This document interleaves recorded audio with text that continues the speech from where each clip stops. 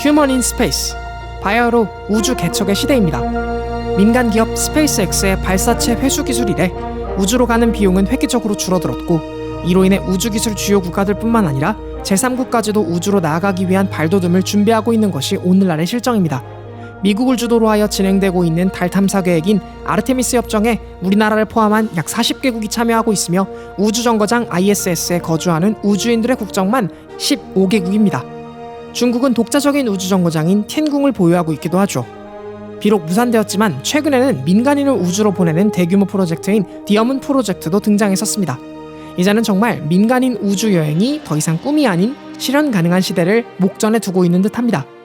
그런데 이런 과학기술의 진보와는 별개로 이를 가로막는 아주 커다란 문제가 있는데, 그것은 바로 중력이 없어지는 걸 눈으로 볼 수는 없잖아요. 그러니까 내 눈에 그렇죠. 지상과 같은데 내 몸이 느끼는 건 너무 지상과 다른 거죠. 그런 인지 부조화 때문에 멀미가 되게 심하게 와요. 10분, 15분 만에 한 번씩 토하고, 먹는 것도 중력으로 그렇죠. 내려가면 엄청나게 커요. 근데 이제 아. 우리 음식을 밀어주지 못하잖아요. 그러니까 소화도 네. 사실 안 돼요. 초반에 한 2, 3일은 너무 힘들었어요. 그게 아마 제일 힘들었던 거예요. 머리도 너무 아프고 허리도 너무 아프고. 우리가 흔히 무중력 상태라고 말하는 겉보기 중력이 거의 0인 상태는 얼핏 보기엔 정말 흥미로운 일들만 펼쳐질 것처럼 보입니다. 사방에 물건들이 둥실둥실 떠다니거나 물방울이 공중에 붕붕 떠다니는 모습 등을 보면 마치 신비의 세계에 들어와 있는 것처럼 굉장히 즐거워 보이죠. 때문에 우주의 극한 환경에만 노출이 되지 않는다면 우주여행은 아주 흥미진진한 것처럼 느끼기 십상입니다. 물론 몇몇은 선천적으로 정말 그럴 수도 있지만, 대부분의 사람들은 특별한 훈련 없이 이런 환경에 노출된다면 아마 지옥을 경험하게 될지도 모르겠습니다. 처음에 딱 올라가서 내 몸이 뜬다, 물건이 뜬다 할 땐 되게 좋았다가, 일을 하기 시작하면, 업무를 하기 시작하고 임무를 하기 시작하면 모든 게 다 떠있고 내 몸까지 떠있는 상황이 그렇게 편하지만은 않구나라는 사실을 계속 이제 느끼게 되는 거죠. 생각해보면 인간이 우주에 첫 발을 내딛은 지 이제 55년을 지나고 있습니다. 그럼에도 불구하고 아직 우리는 우주 환경이 낯설기만 합니다. 그리고 그것은 과거 15세기 말 대항해 시기 인간이 바다 위에서 겪었던 일과 사뭇 비슷해 보입니다. 1492년경 크리스토퍼 콜럼버스는 스페인 왕실의 후원을 받아 서쪽으로 항해를 시작하여 새로운 대륙을 발견했습니다. 이것을 시작으로 수많은 탐험가들을 낳은 사상 최대의 항해 시대, 대항해 시대가 열렸습니다. 너도 나도 저마다의 각기 다른 꿈과 야망을 가지고 저 넓은 대양으로 기꺼이 몸을 던지던 로망의 시대였죠. 끝이 보이질 않는 망망대해로의 항해가 잦아지다 보니 자연스레 선원들은 1년 중 배 위에서 보내는 시간이 육지에서 보내는 시간보다도 많아지는 일들을 보내기 일쑤였을 것입니다. 그러던 중 몇몇 선원들의 몸에서 이상한 증상들이 나타나기 시작했습니다. 급격한 피로감에 몸을 제대로 가누지 못하는 선원들이 생기거나 갑자기 잇몸에서 피를 흘리는 사람도 있었죠. 심한 경우에는 이빨이 빠지거나 각혈을 하고 격렬한 근육통을 보이다가 이내 목숨을 잃기도 했습니다. 이와 같은 증상을 호소하는 사람들은 항해가 길어지면 길어질수록 점점 더 많아졌습니다. 그런데 놀라운 것은 잠시 정박해 육지에 발길을 옮기며 휴식을 취하는 것만으로도 선원들의 몸 상태가 급격하게 좋아진다는 것이었습니다. 명확한 원인은 알 수 없었지만 바다에 오래 나가 있을수록 이런 일들이 빈번해진다는 것을 경험적으로 알게 되었던 당시의 사람들은 이것을 바다가 내리는 저주로 여겼습니다. 선조들의 기록을 통해 단 하나 이 저주에 대해 유일하게 아는 지식이 있었다면 그것은 바로 이 저주의 이름이 괴열병이라는 사실뿐이었습니다. 바스코다가마와 페르디난드 마젤란 등의 유명 탐험가들이 신항로를 개척할 시기가 되었을 때쯤 이미 괴열병은 장시간의 항해가 예정되었다면 누구나 알고 경계하는 대상이 되었습니다.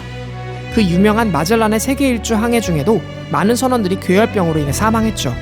이런 일이 잦아지자 당시의 뱃사람들은 모든 항해 일정에 반드시 육지에서 잠시 쉬어가는 시간을 가지고 충분한 휴식과 영양 섭취를 위한 계획들을 항해 일정에 포함시켰습니다. 그러나 여전히 대체 무슨 이유 때문에 괴혈병이 걸리는 것이고 또 왜 육지에서 생활하기만 하면 이것이 낫는 것인지는 제대로 알 길이 없었죠. 이 미스테리한 질병의 실마리는 이 문제를 저주가 아닌 연구의 대상으로 바라본 당시 해군에 복무하던 한 군의관에 의해서 드러나게 되었습니다. 이제 더 이상 항해가 새로운 발견의 영역이 아닌 전쟁의 영역으로 넘어온 18세기 중반 무렵 당시 영국은 프랑스와 스페인과의 오스트리아 왕위 계승 전쟁에 휘말려 있었습니다. 이 시기 해군의 항해 도중 많은 병사들이 괴혈병으로 고통받는 것을 지켜본 군의관 제임스 린드는 선배 군의관들이 축적해둔 지식을 활용해 병사들을 돌봤습니다.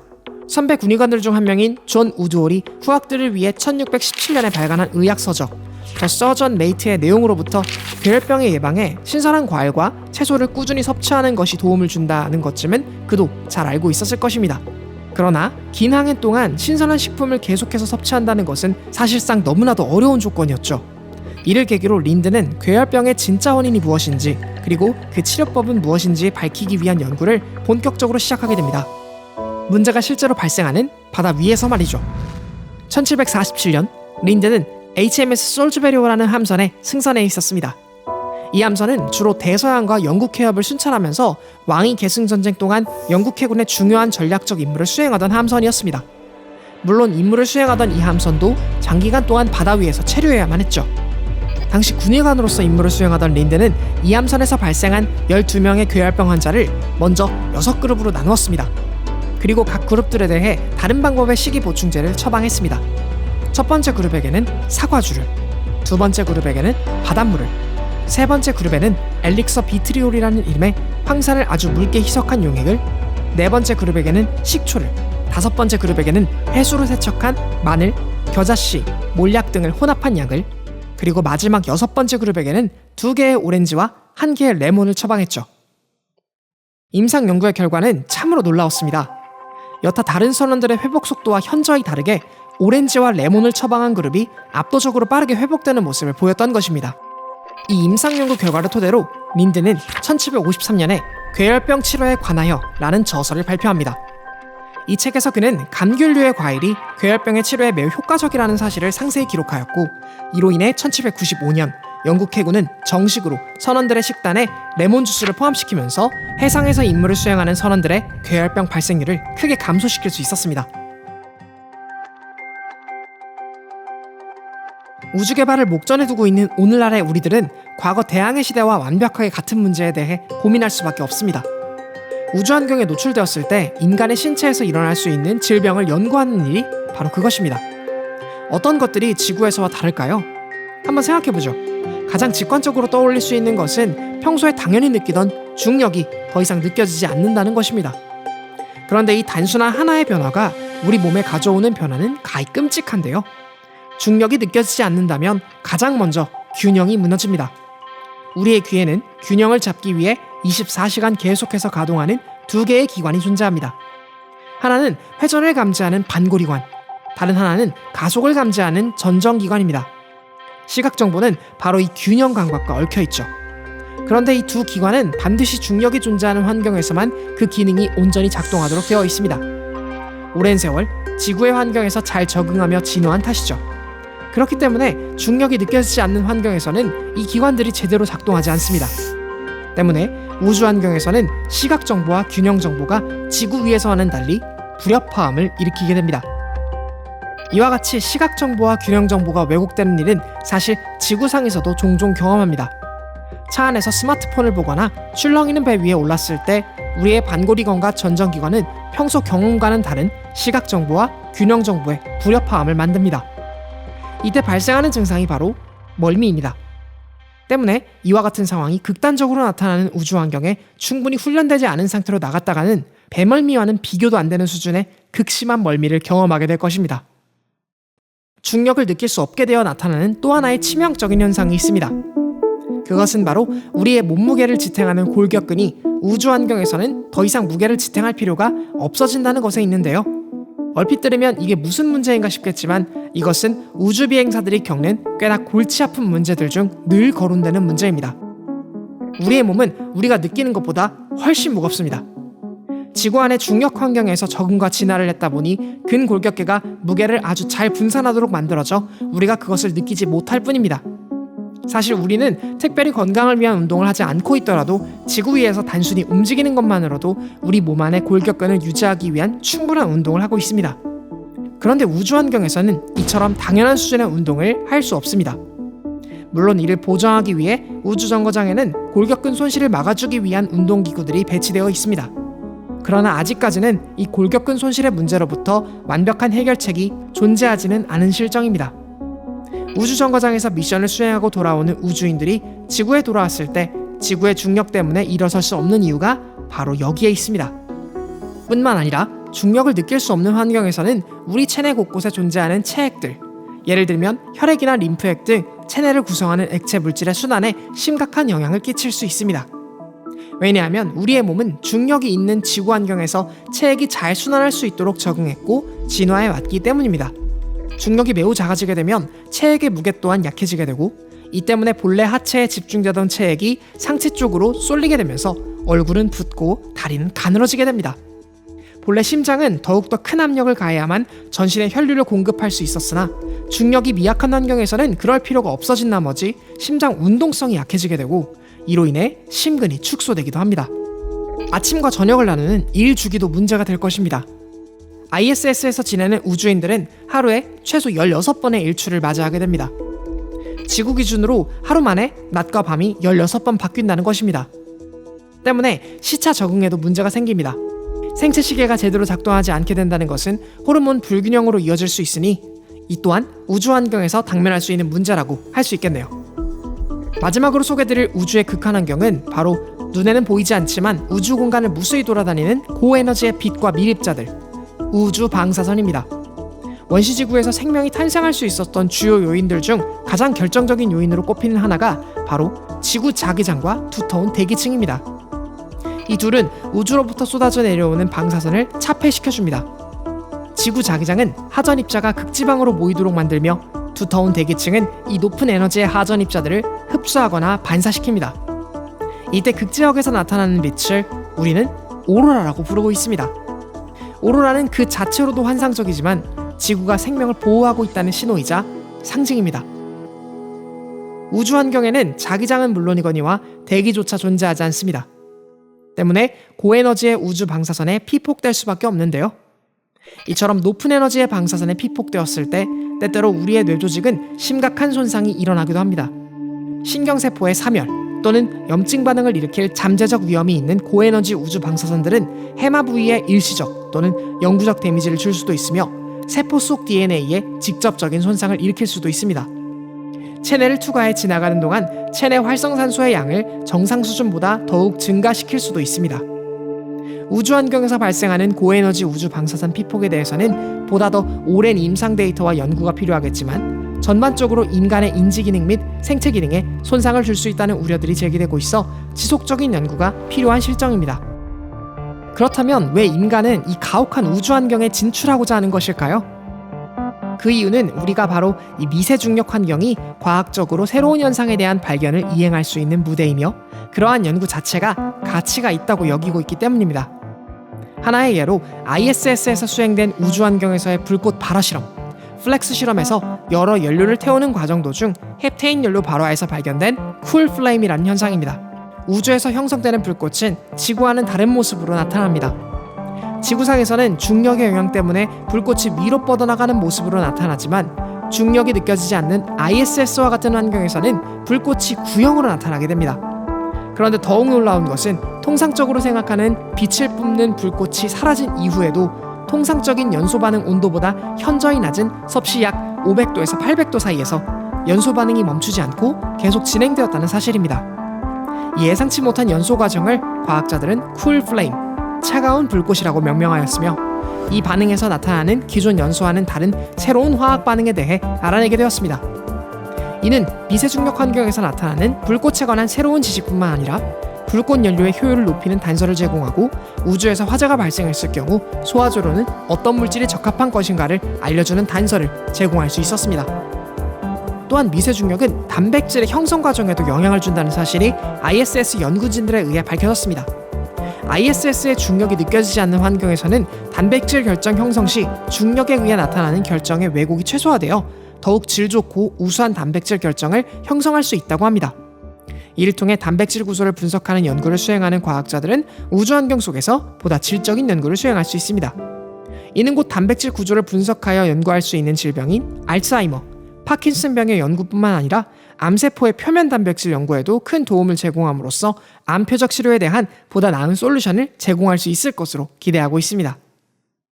이와 같이 우주의 극한 환경을 극복하는 것은 물론 그 환경 내에서 추구할 수 있는 다채로운 이득을 통해 인간 진보의 한 걸음을 걸어가기 위해 최근 세계는 국가적 지원은 물론 기업의 활발한 육성과 지원에 힘입어 우주의학 연구에 대한 많은 관심과 투자가 이루어지고 있습니다. 국내에서의 대표적인 예를 꼽자면 제약기업으로 잘 알려져 있으며 최근에는 우주기업으로서의 행보를 이어가고 있는 주식회사 보령의 아이디어 경진대회 휴먼스 인 스페이스 챌린지를 꼽아볼 수 있습니다. 올해 3회째를 맞이하고 있는 HIS 챌린지는 극한의 우주 환경에서 필요한 우주의학을 어떻게 연구할 것인지 또는 어떻게 우주인을 지원할 기술을 만들어낼 것인지에 관한 아이디어를 공모하는 경진대회를 말하는데요. 주식회사 보령의 도움으로 2023 HIS 챌린지에 참여한 2개의 팀을 직접 방문하여 우주의학에 관한 어떤 연구를 진행하고 있는지 취재해 볼 수 있었습니다. 먼저 방문한 곳은 인하대학교에서 우주의학에 대해 연구하고 계신 김규성 교수님의 연구실이었습니다. 우주 환경에서 일어나는 생체 내의 변화를 연구하기 위해서는 우주 환경을 이해해야 한다고 앞에서 말씀드렸는데요. 그 이유는 우주 환경을 잘 이해하고 있다면 그 환경을 지상에서도 구현할 수 있기 때문입니다. 일일이 실험에 필요한 변인을 우주로 보내야 하는 번거로움 없이 여러 임상 자료들을 얻을 수도 있습니다. 김규성 교수님의 랩에서는 바로 이와 같은 우주 환경을 구현하여 여러 연구들을 수행하고 있습니다.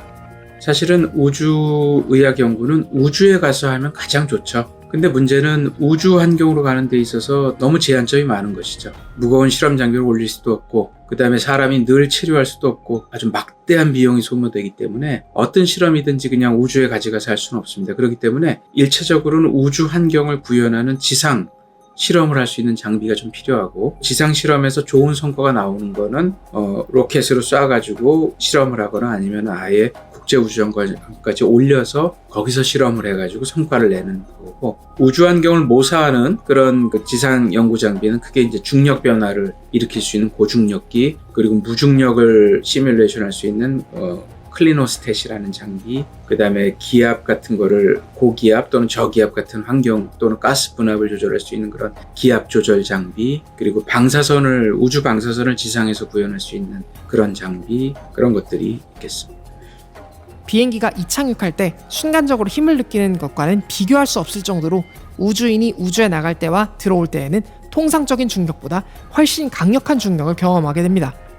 이 실험 장비는 그와 같은 상황을 구현하기 위한 장비입니다.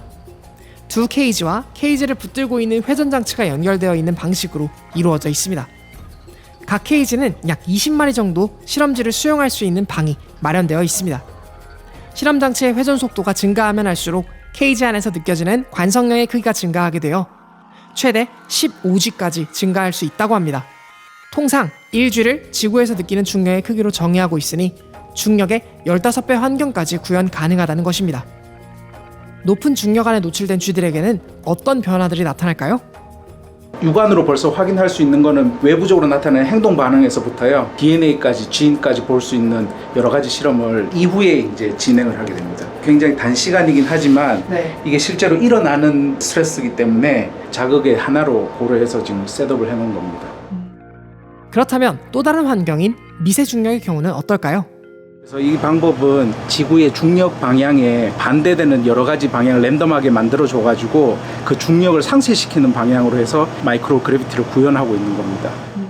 지구상에서 미세 중력을 구현하는 것은 자유낙하를 활용하는 방법 말고는 어렵습니다. 때문에 연구진은 중력의 방향을 계속해서 변하게 만들 수 있는 장치를 활용했습니다. 랜덤하게 회전하고 있는 실험 장치 속에 배양된 세포를 넣어두고 세포들에게 나타나는 변화를 보는 것입니다. 이곳은 쥐의 행동을 관찰하는 장소입니다. 이 장비는 동물의 인지 기능이 고중력이나 마이크로그래비티나 라디에이션에 노출이 됐을 때 어떻게 영향을 받는지를 보고자 하는 실험이거든요. 그래서 비헤비어 테스트의 일종이고 저희들은 3가지를 지금 주로 하고 있는데 여기 보시면 완전히 오픈된 공간에서 진행하는 오픈 필드 테스트라는 거 있고요. 특정 이제 물체를 위치시키면서 동물이 그거 물체에 대해서 어떤 인지를 계속 하고 있는지 기억을 하고 있는지 보는 노블 오브젝션 테스트라는 게 있고 Aarm 메이즈 테스트라는 게 있습니다. 그리고 3가지를 가지고 동물의 인지 기능이 우주 자극에 노출된 이후에 어떤 식으로 이제 변화가 있는지 그걸 보고자 하는 테스트입니다. 우주 환경에 노출된 생명체에서 나타날 수 있는 여러 현상들에 대한 연구를 들여다보았다면 이번에는 우주 환경 자체에 노출된 우주인들이 겪을 고에너지 방사선 환경에 관한 연구 데이터를 위해 꼭 필요한 기술을 소개하고자 합니다. 파프리카랩의 김정인 공동대표님을 찾아뵙고 관련 기술에 대한 이야기를 들어볼 수 있었습니다. 방사선은 오감으로 감지할 수 없어요. 그러면 뭘로 해야 되냐? 측정할 수 있는 계측기가 필요한 거예요.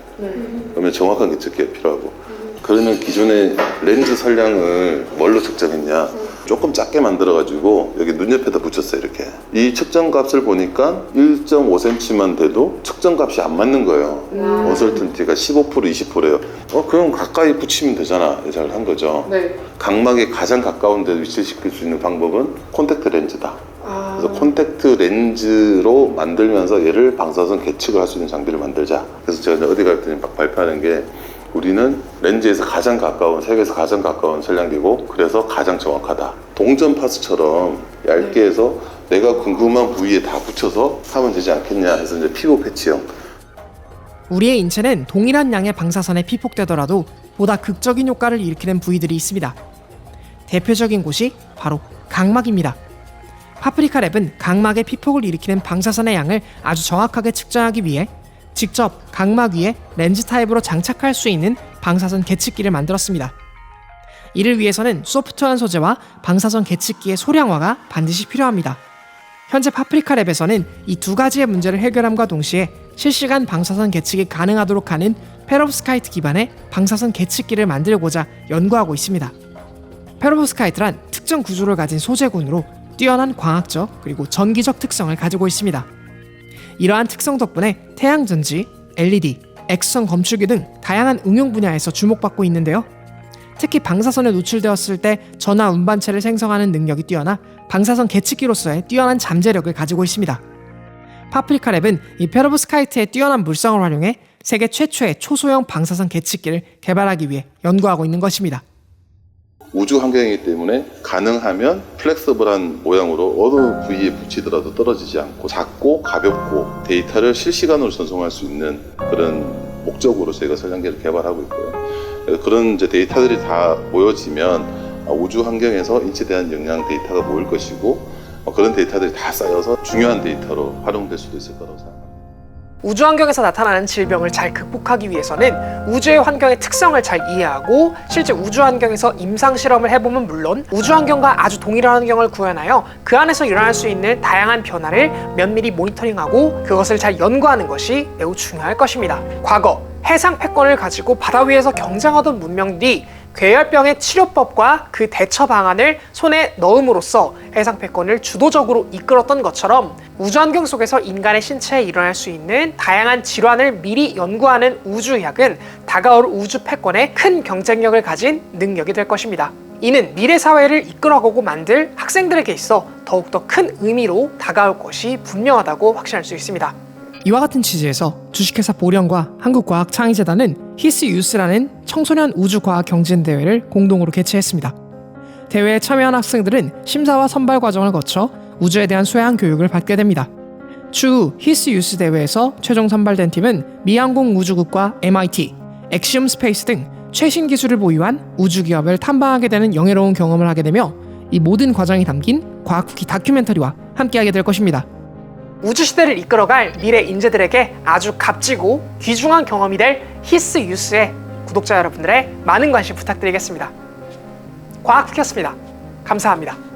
인류가 우주에 계속 더 많이 사람들이 갔을 때 그때 발생할 수 있는 여러 가지 질병, 질환 이런 것들에 대한 대비가 필요할 것 같은데 아직까지 그 부분들이 많이 연구가 안 돼 있었고, 그랬을 때 이 실제 우주인들이 우주 공간에서 필요한 여러 가지 기술 그리고 그들의 건강 상태를 유지할 수 있는 여러 가지 뭐 약이라든가 혹은 헬스케어 제품들 이런 것들이 만들어질 거라고 생각하기 때문에 스타트업들이 육성되길 바라고 있고, 휴먼즈 인 스페이스는 이제 이미 회사, 스타트업들 위주로 저희가 모집을 하고 있고, 어떻게 보면 헬스케어 회사들이 주로 많이 참여를 하고 있습니다. 근데 헬스케어 회사들이 계속해서 우주로 진출할 수 있도록 저희가 지원을 하고 있는 건데, 사실 여기에서의 더 큰 중요한 부분은 히스유스 프로그램일 것 같고, 결국에 이 유스에 있는 여러 청소년 분들이 이 실제 우주 시장이 개화되는 시점부터 아마 본인들이 활동할 수 있을 것 같아요. 근데 그랬을 때 지금 저희가 고민하고 있는 것들을 같이 고민하고, 또 그분들이 이제 실제 성인이 됐을 때 실제 이 사업들을 만들어가고 우주의학 시장을 본인들이 리드할 수 있는 이런 부분들로 저희는 기대를 하고 있기 때문에 저희 또한 히스 뉴스 프로그램에 대한 기대가 굉장히 큽니다. 안녕하세요. 과학쿠키입니다. 과학과 공학, 기술, 과학사회학, 그리고 과학철학 및 과학기술 정책 등을 다루는 종합과학 채널입니다. 이번 영상은 한국과학창의재단의 제작 지원하에 제작되었습니다. 영상이 제작될 수 있도록 예산 및 인터뷰 섭외 등 여러 방면으로 힘써주신 한국과학창의재단에게 깊은 감사의 말씀을 드립니다. 또한 히스 챌린지에 참여했던 팀 인터뷰 및 전체적인 스토리 개발에 도움을 주신 주식회사 보령에게도 깊은 감사의 말씀을 드립니다. 지금 보신 이 영상이 여러분들께 유익하였거나 소소하게나마 즐거움을 드렸다면 좋아요를 통해 여러분의 의견을 보내주세요. 그리고 앞으로도 과학쿠키 채널의 콘텐츠를 계속 만나고 싶으시다면 채널에 구독을 부탁드릴게요. 과학쿠키 채널 운영에 도움을 주고 싶으시다면 설명란에 있는 링크 또는 구독 버튼 옆에 있는 멤버십 가입으로 채널에 후원을 해주실 수 있습니다. 좌측에 크레딧으로 올라가고 있는 모든 분들께서 후원을 통해 채널 운영을 도와주시고 있습니다. 채널의 성장과 발전에 도움을 주시고 계신 모든 후원자분들께 다시 한번 정말 감사드립니다. 끝까지 시청해주셔서 정말 감사드리고요. 전 또 다음 영상으로 여러분들을 찾아뵙도록 하겠습니다. 언제나 그랬듯 과학을 쿠키처럼.